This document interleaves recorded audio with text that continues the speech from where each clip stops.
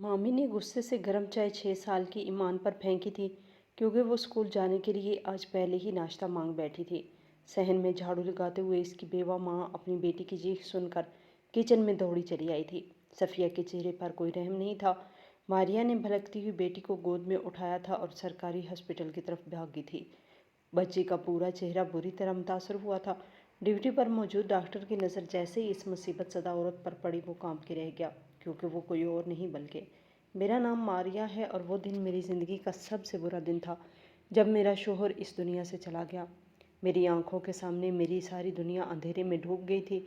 मेरी सांसें रुकी रुकी सी लगती थी। मैं बार बार सोचती थी कि ये कैसा इम्तिहान है, अल्लाह ने मुझे किस हाल में डाल दिया है। इससे पहले ज़िंदगी में रंग थे, खुशबू थी, दिल में सुकून था। मैं जानती थी कि मुश्किलात आती रहती हैं, लेकिन जब साथ में शोहर जैसा सच्चा साथी हो तो वो मुश्किलात आसान लगती हैं। हम जॉइंट फैमिली में रहते थे, सब लोग एक ही छत के नीचे, लेकिन मोहब्बतें कम ही थी। मुझे और मेरे शोहर को सबसे ज़्यादा ये सुनने को मिलता कि तुम्हारी पहली औलाद बेटी क्यों हुई। ख़ानदान वाले हमेशा यही ताना देते कि अगर बेटा होता तो तुम्हारी इज़्ज़त कुछ और होती।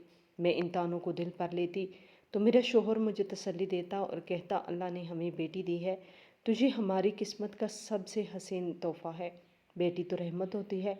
वो ये बात कहकर मुझे सहारा देता तो मेरा दिल मुतमिन हो जाता। लेकिन जब वो इस दुनिया से गया तो मैंने महसूस किया कि मेरा सहारा टूट गया है, मेरी कमर टूट गई है। मैंने फैसला किया कि अब मैं किसी और से शादी नहीं करूँगी। मैं अपनी बच्ची के साथ इसी घर में रहूँगी, इसी जगह जहाँ मेरे शोहर की यादें मौजूद हैं। लेकिन हालात ने मेरा ये फैसला तोड़ दिया। ससुराल वालों ने कहा कि हम तुम्हारा और तुम्हारी बेटी का बोझ क्यों उठाएं। अगर तुमने बेटा पैदा किया होता तो हम सोच भी सकते थे, लेकिन अब तुम्हारी इस बच्ची को हम क्यों पालें। तुम चाहती हो कि हम इसको बड़ा करें, फिर इसकी शादी करें और इसका खर्चा भी उठाएं। ये हमसे नहीं होगा। इस घर में अब तुम्हारा और तुम्हारी बेटी का कोई हक नहीं है। मैंने इनकी बातें सुनी तो दिल अंदर से चकनाचूर हो गया। मुझे ऐसा लगा जैसे ज़मीन मेरे कदमों से निकल गई है। मैंने सोचा कि ये वही लोग हैं जिनके साथ मैंने सालों गुजारे थे, जिनके लिए मैंने अपना वक्त दिया, अपना प्यार दिया। आज ये यूँ बेदखल कर रहे हैं जैसे मैं कोई अजनबी हूँ। वो कहते हैं कि माँ बाप ना रहें तो औरत का मेका ख़त्म हो जाता है। मेरे लिए ये बात सच साबित हो गई। मेरे माँ बाप तो पहले ही इस दुनिया में नहीं थे। मेरी शादी के 2 साल के अंदर ही वो दोनों अल्लाह को प्यारे हो गए थे। बाबा पहले ही बहुत ज़्यादा बीमार थे और माँ इनके गम में जल्द ही चली गई थी। अब मेरे मेके का तो कोई वजूद ही नहीं रहा था। मेरे पास सिर्फ एक भाई था, लेकिन भाई का घर भी मेरा सहारा नहीं था।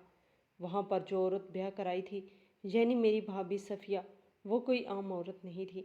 इसने मेरे भाई से दूसरी शादी की थी और अपने पहले 3 शोहर और 3 बच्चों को छोड़ कर आई थी। ऐसी औरत के दिल में किसी के लिए क्या रहम और क्या हमदर्दी होती। वो तो अपनी जगह बनाने के लिए हर वक्त मेरी बुराई ही करती रहती। वो हर वक्त यही दिखाती कि ये घर सिर्फ इसका है और बाकी सब पराया है। इसके मेरे भाई से भी बेटे हुए थे और इनके होते हुए मेरी बेटी की कोई वक़्त नहीं थी। मेरी बेटी इस वक्त 6 साल की थी, मासूम सी नन्ही सी, जो अपने बाप को याद करके रोती थी। वो कहती, अम्मी बाबा कहाँ गए। मैं इसके मासूम सवालों का क्या जवाब देती। मेरा दिल टूट जाता। मैं इसे अपने सीने से लगाकर बस यही कहती कि बाबा अल्लाह के पास चले गए हैं, वो हमें देख रहे हैं, वो हमें दुआएं दे रहे हैं। लेकिन वो समझने के काबिल ना थी। वो रोती और बस अपने बाबा को पुकारती। इसके आंसू मुझे अंदर से जला देते थे। जब ससुराल वालों ने साफ कह दिया कि अब इस घर में तुम्हारे लिए कोई जगह नहीं है, तो मेरे पास कोई रास्ता न बचा। मैं मजबूर हो गई और मुझे अपने भाई के घर जाना पड़ा। मैं जानती थी कि वहाँ मेरे लिए मुश्किलात होंगी, लेकिन मेरे पास और कोई सहारा नहीं था। ना कोई रिश्तेदार, ना कोई दोस्त, ना कोई और दर खटखटाने को। बस भाई का घर ही बचा था। दिल में ये उम्मीद थी कि शायद भाई मुझे अपनी बहन समझकर मेरा साथ दे, लेकिन हकीकत इसके बरक्स निकली। भाभी सफ़िया ने मेरे और मेरी बेटी के दिल में कोई जगह न बनाई। वो हर वक्त हमें ये जताती रहती कि ये घर इसका है, हम इसके बोझ पर हैं। वो छोटी छोटी बातों पर तंज करती। कभी कहती कि तुम्हारे शोहर ने तुम्हें संभाला नहीं, वरना आज ये हाल ना होता। कभी कहती कि अपनी बेटी को संभालो, कहीं मेरे बेटों पर नज़र न डाले। इसके अल्फाज खंजर की तरह मेरे दिल में उतरते। मैं खामोशी से सुनती रहती, क्योंकि बोलने का हक ही कहाँ था। मैं तो बेसहारा औरत थी। میرے بھائی کی مجبوری یہ تھی کہ وہ صفیہ کی ہر بات مانتے تھے اور اس کے سامنے کبھی کچھ نہ کہتا۔ وہ یہ بھی جانتا تھا کہ میں مشکل میں ہوں، لیکن وہ اپنی بیوی کو ناراض نہیں کرنا چاہتا تھا، اسی لیے میری بات سن کر بھی خاموش ہو جاتا۔ میرا دکھ یہ تھا کہ جس بھائی کے لیے میں نے اپنی خوشیاں قربان کی، وہ آج میرے لیے ایک لفظ تک نہیں بولا۔ وہ بس صفیہ کی بات مانتا رہا۔ مجھے یہ سب سہنا تھا کیونکہ میرے پاس جانے کو اور کوئی جگہ نہیں تھی۔ میں نے اپنی بیٹی کو دیکھا اور سوچا میں اس کے لیے سب برداشت کر لوں گی۔ میں نے اپنے آنسو چھپائے، میں نے اپنی خوشیاں قربان کی، لیکن میں نے فیصلہ کیا کہ میں اپنی بیٹی کو پڑھاؤں گی، اسے اس قابل بناؤں گی کہ وہ کسی کے رحم و کرم پر نہ رہے، وہ اپنے پیروں پر کھڑی ہو سکے۔ لیکن یہ سب خواب کی طرح لگتا تھا کیونکہ حالات میرے خلاف تھے، ہر قدم پر رکاوٹ تھی اور ہر رکاوٹ میرے صبر کا امتحان تھی۔ یہ تھا وہ لمحہ جب میری زندگی کا ایک نیا دور شروع ہوا، ایک ایسا دور جہاں نہ شوہر کا سہارا تھا، نہ ماں باپ کا پیار، بھائی کا ساتھ، بس میں تھی اور میری 6 سال کی بیٹی تھی، اور ایک لمبی کڑی آزمائش تھی جس کا سامنا مجھے اکیلا کرنا تھا۔ مجھے پتا تھا کہ اس گھر میں اگر رہنا ہے تو مجھے اپنے وجود کا جواز از خود ثابت کرنا ہوگا۔ میں جانتی تھی کہ میری بھابھی کا دل جیتنے کا واحد راستہ یہ ہے کہ میں پورے گھر کے کام کاج اپنے ہاتھ میں لے لوں۔ اسی لیے میں نے اپنی مرضی سے اے سے لے کر زیڈ تک سارے گھر کے کام اپنے ذمہ لے لیے۔ صبح کا ناشتہ ہو، دوپہر کا کھانا ہو یا رات کا سالن ہو، سب کچھ میں ہی کرتی تھی۔ برتن دھونا، کپڑے دھونا، کچن کی صفائی، صحن جھاڑنا، کمرے سنوارنا، بچوں کو سنبھالنا، حتیٰ کہ چھوٹے موٹے کام بھی میں ہی کرتی تھی۔ میرا دن گھر کے کاموں میں گزر جاتا اور میری راتیں تھکن سے چور ہو کر بستر پر ڈھیر ہونے میں ختم ہوتی۔ جب میں نے یہ سب کچھ سنبھال لیا تو رفتہ رفتہ میری بھابھی نے مجھے تھوڑی سی عزت دینی شروع کر دی اور اب میرے ساتھ روز جھگڑا نہیں کرتی تھی، نہ ہی مجھے تانے دیتی تھی۔ وہ خوش تھی کہ اسے کوئی کام نہیں کرنا پڑتا، سارا بوجھ میرے کندھوں پر تھا اور وہ آرام سے اپنی زندگی کی مرضی سے گزار رہی تھی۔ میرے ہاتھوں کا کھانا اسے پسند آنے لگا اور خود دوسروں کے سامنے تعریف بھی کرنے لگی کہ ماریا کھانا بہت اچھا بناتی ہے۔ لیکن حقیقت یہ تھی کہ اس سب کے بیچ میرے پاس اپنی بیٹی کے لیے بالکل وقت نہیں بچتا تھا۔ میری بیٹی دن بدن بڑی ہو رہی تھی، لیکن میں اس کے ساتھ بیٹھ کر بات نہ کر پاتی، نہ اسے پیار کر پاتی، نہ اس کے ساتھ کھیل سکتی تھی، نہ اس کے دل کی بات سن پاتی۔ وہ اکثر چپ چاپ کونے میں بیٹھ کر اپنی گڑیا سے کھیلتی رہتی یا پھر کھڑکی سے باہر دیکھتی رہتی۔ کبھی کبھی میرے پاس آ کر کہتی، امی میرے ساتھ بیٹھو، لیکن میں مجبور تھی۔ میں اسے کہتی، بیٹا ابھی بہت کام ہے، بعد میں بیٹھوں گی، اور وہ معصوم سی آنکھوں سے میری طرف دیکھ کر خاموش ہو جاتی۔ میرا دل کٹ کے رہ جاتا، لیکن حالات ایسے تھے کہ میں بے بس تھی۔ بھائی نے میرے اوپر ایک احسان ضرور کیا کہ اس نے میری بیٹی کو اسکول میں داخل کرا دیا۔ وہ سرکاری اسکول ہی تھا، لیکن اس نے کہا کہ پڑھائی سے ہی مستقبل بنتا ہے۔ یہ بات سن کر میرا دل مطمئن ہو گیا کہ چلو کم از کم وہ اسکول تو جا رہی ہے۔ صبح سویرے جب بچے اسکول کے لیے تیار ہوتے تو میں بھابھی کے بچوں کو بھی تیار کرتی اور اپنی بیٹی کو بھی۔ فرق یہ تھا کہ ان کے کپڑے نئے اور صاف ستھرے ہوتے، ان کے جوتے چمکتے ہوتے، ان کے بیگ رنگ برنگے اور کتابیں نئی خوشبو دیتی ہوتی، اور میری بیٹی پرانے کپڑے پہنتی تھی جو کبھی انہی کے بچوں کے تھے۔ اس کے جوتے اکثر پیون لگے ہوتے، اس کا بیگ بھی پرانا ہوتا اور کتابیں بھی کسی اور کے استعمال شدہ ہوتی۔ میں جب یہ منظر دیکھتی تو دل دکھ سے بھر جاتا، لیکن میری بیٹی کے چہرے پر کبھی شکوہ نہ ہوتا۔ وہ خوشی خوشی اسکول جاتی تھی، وہ پرانے بیگ کو بھی سینے سے لگا لیتی اور کہتی، امی دیکھیں میرا بیگ کتنا اچھا ہے۔ اس کے معصوم لفظ میری آنکھوں میں آنسو چھپا دیتی۔ میں سوچتی کہ یہ بچی کتنی صابر ہے، اللہ اسے ضرور کامیاب کرے گا۔ میں دل میں دعا کرتی کہ یا اللہ مجھے ہمت دے کہ میں اسے پڑھا لکھا کر اس قابل بنا سکوں کہ یہ کسی کے سامنے ہاتھ نہ پھیلائے، یہ اپنے پیروں پر کھڑی ہو۔ میری بیٹی کی یہ خوش مزاجی میرے لیے طاقت کا ذریعہ تھی۔ میں خود کو سمجھاتی کہ حالات چاہے جیسے بھی ہوں، میں اسے پڑھاؤں گی، چاہے مجھے بھوک برداشت کرنی پڑے، چاہے مجھے دن رات محنت کرنی پڑے، لیکن میں اسے اس مقام پر ضرور لے جاؤں گی جہاں پہ یہ اپنے وجود پر فخر کرے۔ وہ دن بھی آتے جب شوہر کی یاد شدت سے تڑپاتی۔ میں کام کے دوران کبھی رک کر سوچتی کہ اگر وہ زندہ ہوتے تو آج مجھے یہ دن نہ دیکھنا پڑتے۔ وہ میری بیٹی کو سب سے اچھے اسکول میں پڑھاتا، اس کے لیے نئی کتابیں لاتا، نئے کپڑے لاتا، لیکن پھر یہ خیال آتا کہ قسمت کے فیصلوں کے آگے انسان کیا کر سکتا ہے۔ اللہ نے یہی مقدر لکھا تھا اور مجھے ایسے ہی جھیلنا تھا۔ بھابھی کی اپنی روٹین بالکل الگ تھی۔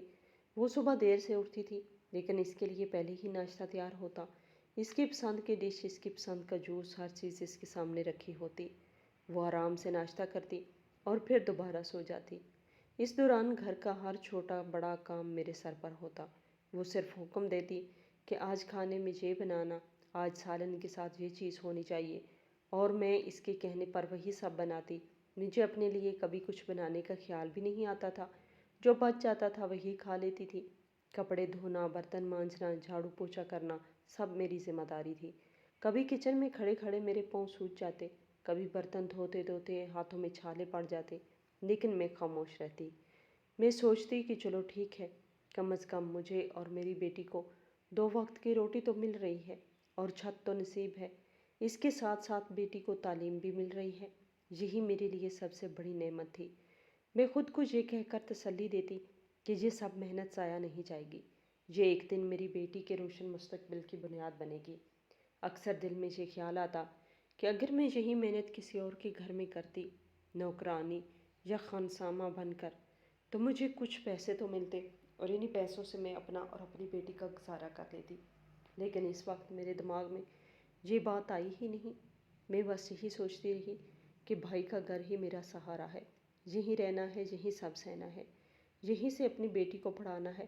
شاید یہی تقدیر ہے میری، شاید یہی میرا نصیب ہے۔ سب سے زیادہ مشکل وقت میرے لیے رات کا ہوتا تھا، کیونکہ دن بھر کے کاموں کے بعد میرا جسم جیسے جواب دے دیتا تھا۔ ہاتھوں میں درد ہوتا، کمر میں اینٹوں جیسا بوجھ محسوس ہوتا، اور آنکھیں نیند سے بوجھل ہوتی تھی۔ مگر جیسے ہی میں تھکی ہاری چارپائی پر لیٹتی، میری بیٹی آ کر میرے پاس لیٹ جاتی اور وہ باتیں کرنا چاہتی تھی۔ اس کی آنکھوں میں معصوم چمک ہوتی۔ وہ چاہتی کہ میں اس کے دن کے بارے میں سنوں، اس کی چھوٹی چھوٹی باتوں پر ہنسوں، اس کے خواب سنوں، لیکن میرے پاس بھی وقت نہ ہوتا اور نہ ہمت۔ کبھی کبھی وہ ضد کرتی تو میں اسے زور سے کہہ دیتی، اب سو جاؤ، مجھے آرام کرنے دو، اور وہ خاموش ہو جاتی۔ اس کی چھوٹی سی گردن جھک جاتی اور وہ کروٹ لے کر آنکھیں بند کر لیتی، لیکن مجھے پتا ہوتا کہ وہ رو رہی ہے۔ رات کے سناٹے میں اس کی ہچکیوں کی آواز میرے دل کو چیر دیتی تھی۔ وہ اکثر مجھ سے پوچھتی، امی بابا کہاں ہے؟ بابا کب آئیں گے؟ میں کیا جواب دیتی؟ میں تو خود بابا کے بغیر ویران تھی۔ وہ سمجھتی تھی کہ اس کا باپ ایک دن ضرور واپس آ جائے گا، وہ ہمیں لینے آئے گا، ہمارا اپنا گھر ہوگا جہاں کسی کے احسان کی چھاؤں میں نہیں رہنا پڑے گا۔ وہ خواب دیکھتی تھی کہ ایک دن وہ بھی اچھے اسکول میں جائے گی، نئے کپڑوں میں، نئے بیگ کے ساتھ، نئے دوستوں کے ساتھ۔ لیکن میں یہ سب سن کر اندر ہی اندر ٹوٹ جاتی، کیونکہ مجھے معلوم تھا کہ یہ سب خواب ہے جو ابھی پورے نہیں ہونے والے۔ میں رات کے اندھیرے میں اپنی آنکھیں بند کر کے اس کے سوالوں سے بھاگنے کی کوشش کرتی تھی، مگر وہ الفاظ میرے کانوں میں گونجتے رہتے، بابا کہاں ہے؟ ہمارا گھر کب ہوگا؟ ماموں کے گھر میں ہم کیوں رہتے ہیں؟ میں چپ ہو جاتی تھی، میری زبان کنگ ہو جاتی تھی، میرے دل میں طوفان برپا ہوتا، لیکن میں کچھ نہ کہہ پاتی، کیونکہ میں نہیں چاہتی تھی کہ وہ اپنی ننھی سی عمر میں حقیقت کا اتنا بڑا صدمہ سہ لے۔ اسی لیے میں بس اسے چپ کرانے کے لیے پیار سے گلے لگاتی اور کہتی، بابا اللہ کے پاس ہیں، وہ ہمیں دیکھ رہے ہیں، وہ ہمیں دعائیں دے رہے ہیں، اور ایک دن سب اچھا ہو جائے گا۔ وہ اس جھوٹے اطمینان پر مطمئن ہو جاتی اور آنکھیں بند کر کے سو جاتی، لیکن اس کی معصوم دعاؤں اور خوابوں نے میرے دل میں ایک جلتی ہوئی آگ لگا دی تھی، جو مجھے ہر رات یہ یاد دلاتی تھی کہ مجھے اپنی بیٹی کے لیے جینا ہے، مجھے اس کے خواب پورے کرنے ہیں، چاہے مجھے اپنی جان کی حد تک محنت کیوں نہ کرنی پڑے۔ ایک دن صبح کا وقت تھا، سورج ابھی پوری طرح نہیں نکلا تھا۔ میں حسب عادت جلدی اٹھ گئی تھی تاکہ صحن میں جھاڑو پھیر سکوں اور کچن کا کام شروع کروں، لیکن اس دن کچھ الگ ہی ہوا۔ بھابھی خود ہی اٹھ گئی اور کہنے لگی کہ آج بچوں کا ناشتہ وہ بنائے گی، کیونکہ بھائی کی چھٹی تھی اور وہ اپنے کمرے میں آرام کر رہا تھا۔ میں نے سوچا کہ شاید واقعی آج وہ کچھ کام کرنا چاہتی ہے، لیکن تھوڑی ہی دیر میں اندازہ ہو گیا کہ یہ سب دکھاوا ہے۔ وہ کچن میں کھڑی ہو کر ہر کام کرتے ہوئے بلند آواز میں کہہ رہی تھی کہ میں تو روز ہی سارے گھر کے کام کرتی ہوں، میں ہی بچوں کو اسکول بھیجتی ہوں، اور مجھے اتنے سارے کام ہوتے ہیں، لیکن کسی کو نظر نہیں آتا اس کا مقصد یہ تھا کہ بھائی کو سنایا جائے، کیونکہ حالیہ دنوں میں بھائی نے کئی بار کہا تھا کہ تم بیٹھی بیٹھی آرام کرتی رہتی ہو، تمہاری وجہ سے جسم میں چربی بڑھ رہی ہے، تم موٹی ہو رہی ہو۔ اس بات نے اسے چڑچڑا بنا دیا تھا، اور آج وہ اپنے آپ کو معصوم دکھانے اور مجھے نیچا دکھانے کے لیے یہ سب کر رہی تھی۔ اس نے مجھے صحن کی طرف بھیج دیا اور کہا کہ تم جا کر جھاڑو پھیرنا شروع کرو، بچوں کا ناشتہ میں خود بناؤں گی۔ میں نے کہا ٹھیک ہے، اگر تم چاہتی ہو تو میں جھاڑو لگا دیتی ہوں، لیکن اس دوران میری بیٹی نہ جانے کیسے کچن میں چلی گئی۔ وہ جلدی سے تیار ہونا چاہتی تھی کیونکہ اس کا اسکول وقت پر شروع ہوتا تھا، جبکہ حسن اور علی یعنی میری بھابھی کے دونوں بیٹے کچھ دیر بعد اسکول جاتے تھے۔ شاید اسی لیے اس نے جلدی جلدی کہہ دیا کہ مامی پہلے مجھے چائے دے دے، میرا اسکول جلدی شروع ہوتا ہے، مجھے جانا ہے۔ اس نے صرف ایک سیدھی سی بات کہی تھی، لیکن شاید یہی الفاظ صفیہ کے دل کو ایسے لگے جیسے کسی نے آگ بھڑکا دی ہو۔ وہ یہ برداشت ہی نہ کر سکے کہ میری بیٹی اس سے کچھ مانگے یا اسے اپنے بیٹوں پر فوقیت دے۔ میں صحن میں جھاڑو لگا رہی تھی، اچانک میری بیٹی کی چیخ سنائی دی۔ وہ ایسی چیخ تھی کہ میرا دل دہل گیا۔ میں نے جھاڑو وہیں چھوڑ دیا اور دوڑتی ہوئی اندر کچن میں پہنچی۔ جو منظر میری آنکھوں نے دیکھا تھا اس نے میرے وجود کو ہلا کے رکھ دیا۔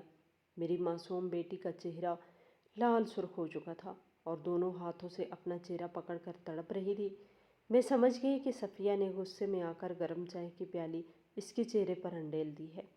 میری بیٹی کی جلد جھلس گئی تھی، اس کی چیخیں کچن میں گونج رہی تھی، لیکن سب سے زیادہ افسوس کی بات یہ تھی کہ صفیہ کے چہرے پر نہ کوئی پچھتاوا تھا نہ کوئی ندامت، بلکہ اس کے ہونٹوں پر ایک سختی تھی، جیسے اس نے یہ سب کچھ جان بوجھ کر کیا ہو۔ اس کے لہجے میں غصہ اور آنکھوں میں سختی تھی۔ وہ بالکل مطمئن دکھائی دے رہی تھی، جیسے اسے یقین تھا کہ کوئی اس کے خلاف کچھ نہیں کہے گا۔ میرا دل دہل گیا۔ میں روتی چلاتی اپنی بیٹی کو گود میں اٹھانے لگی۔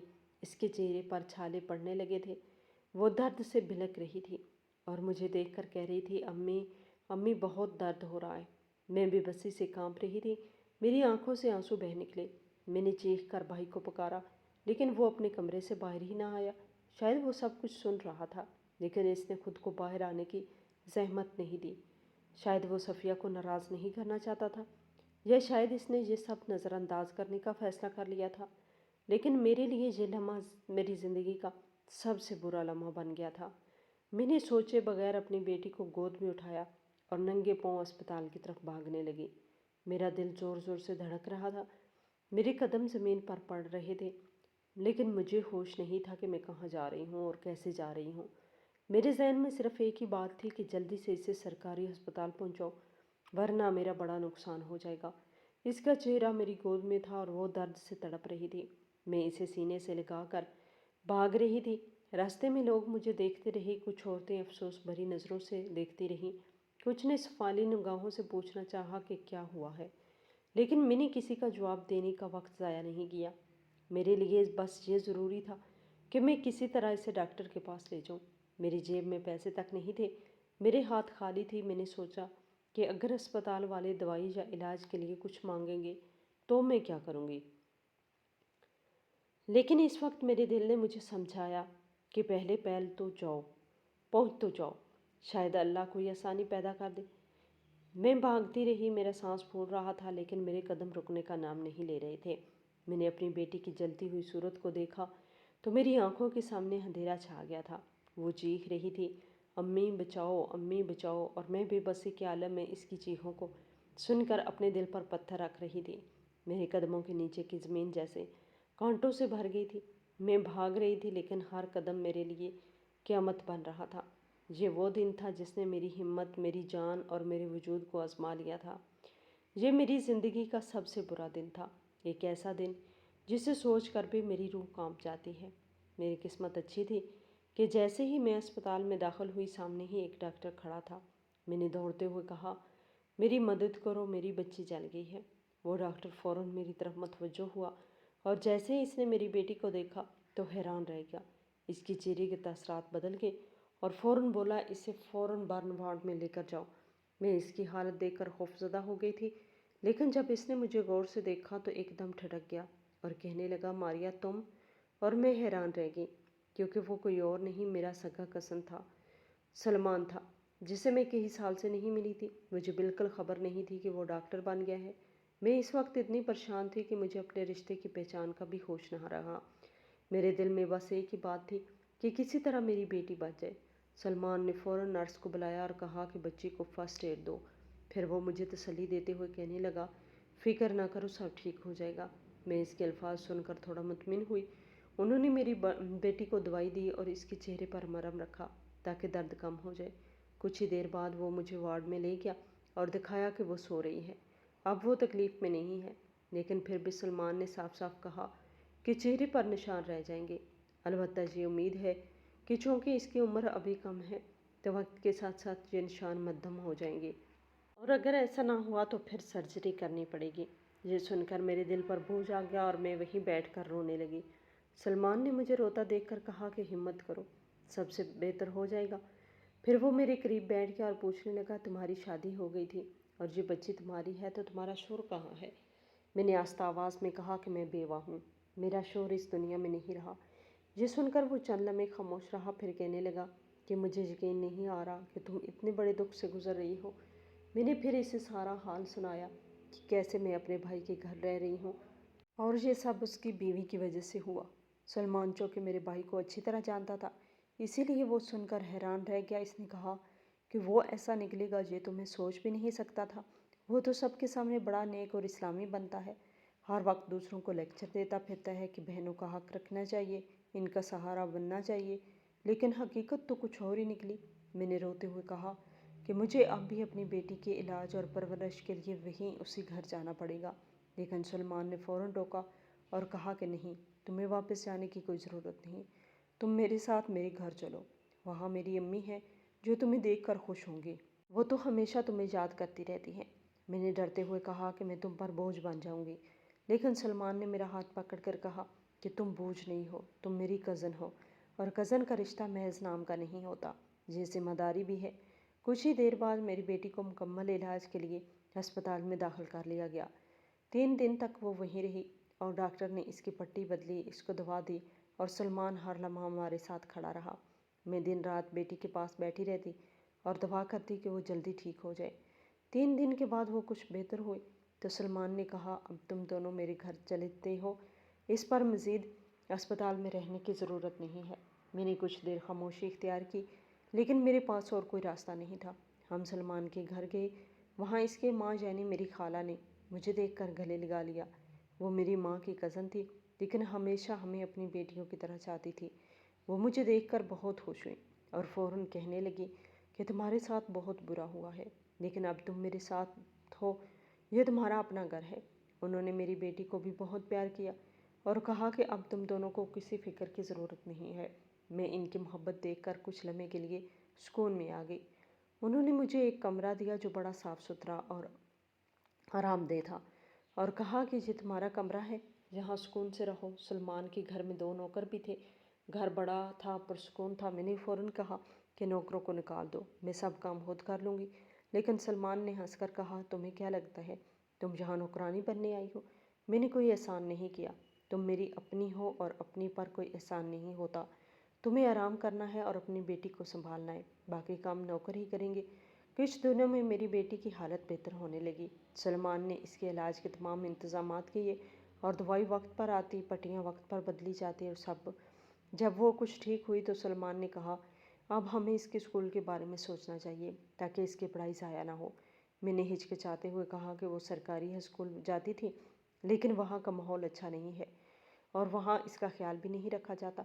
सलमान ने फ़ौरन कहा कि वो कोई स्कूल नहीं है, हम इसे एक अच्छे स्कूल में दाखिल करवाएंगे ताकि ये आगे जाकर अपने ख्वाब पूरे कर सके और किसी पर बोझ ना बने।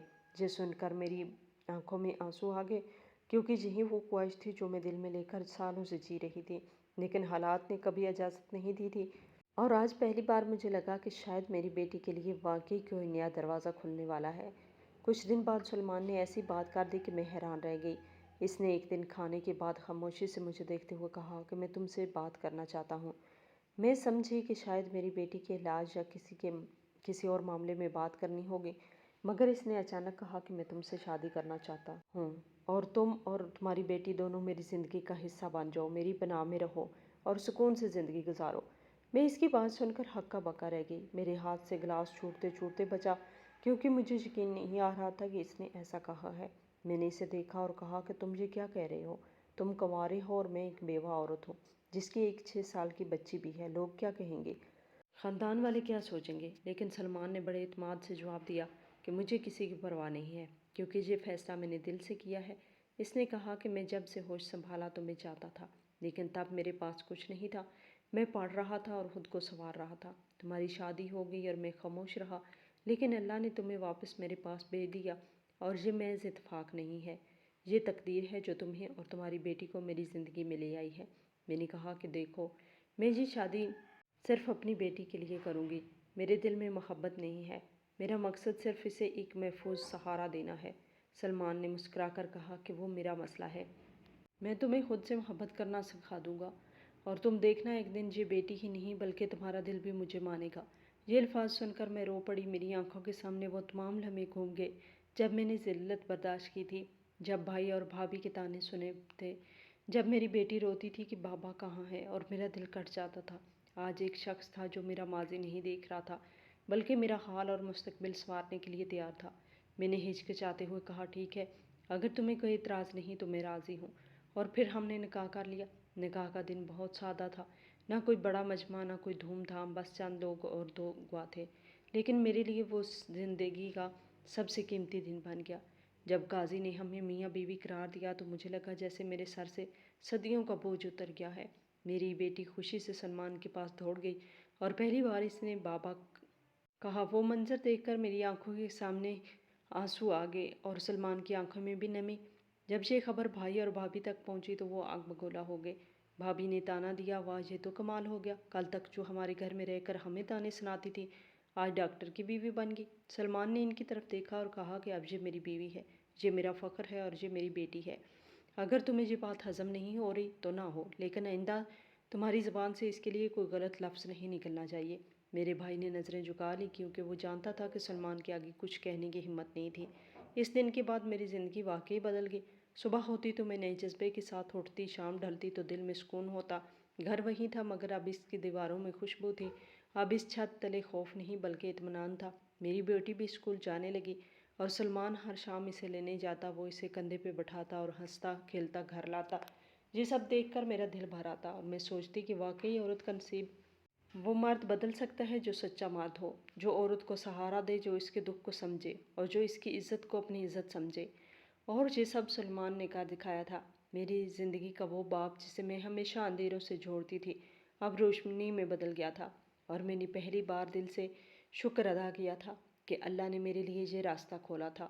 ہماری آج کی یہ کہانی آپ کو کیسی لگی؟ کمنٹ باکس میں اپنی رائے کا اظہار ضرور کریں، اور مزید اس طرح کی سبق آموز کہانیاں سننے کے لیے ہماری ویڈیو کو لائک کریں، شیئر کریں اور ہمارے چینل کو سبسکرائب کریں۔